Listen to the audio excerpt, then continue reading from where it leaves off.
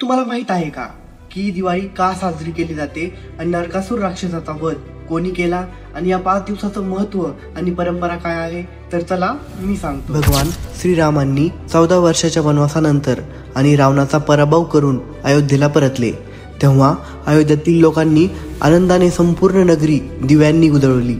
तोच दिवस दिवाळी म्हणून साजरा केला जातो. पहिला दिवस धनतेरस. दिवाळीची सुरुवात याच दिवशी होते. या दिवशी धन्वंतरी भगवान यांचा जन्म झाला. ते आरोग्याचे देव मानले जातात. सोने चांदी किंवा नवी भांडी लोक खरेदी करतात. दुसरा दिवस नरक चतुर्दशी. या दिवशी भगवान श्रीकृष्णाने नरकासूर राक्षसाचा वध केला म्हणून या दिवसाला चांगल्यावर वाईटाचा विजय म्हणून साजरा करतात. लोक सकाळी उठणे, सुगंधी स्नान करून शरीर शुद्ध करतात आणि दिवाळीसाठी तयारी करतात. तिसरा दिवस लक्ष्मीपूजन. हा दिवाळीतील सर्वात महत्त्वाचा दिवस आहे. या दिवशी रात्री महालक्ष्मी देवी, कुबेर, भगवान विष्णू यांची पूजा करतात. लोक घर, दुकान, कार्यालय दिव्यांनी उजळतात. हा दिवस समृद्धी आणि सुखाचा सण मानला जातो. चौथा दिवस पाडवा.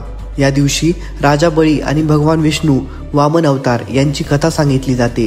या दिवसाला स्त्री पुरुष नात्याचा सण मानला जातो. व्यापारी नवीन वर्षाची सुरुवात या दिवशी करतात. 5वा दिवस भाऊबीज. हा दिवस भाऊ बहिणीच्या प्रेमाचा सण आहे. हा सण भावंडांमध्ये आपुलकी आणि संरक्षणाचं प्रतीक आहे.